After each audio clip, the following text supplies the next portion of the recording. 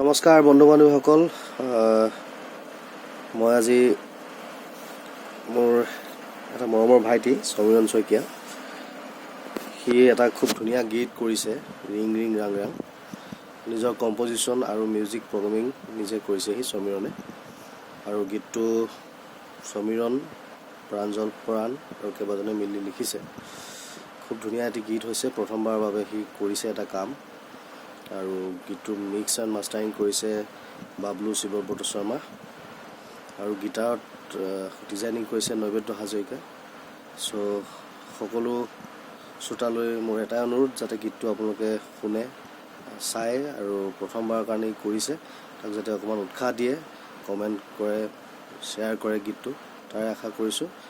আৰু সমীৰণ শইকীয়াৰ উজ্জ্বল ভৱিষ্যত কামনা কৰিছোঁ। এই গীতটোৰ যোগেদি তেওঁ এই অসমৰ শ্ৰোতা দৰ্শকৰ মাজত সোমাই পৰক, তাৰে কামনা কৰিছোঁ। ধন্যবাদ।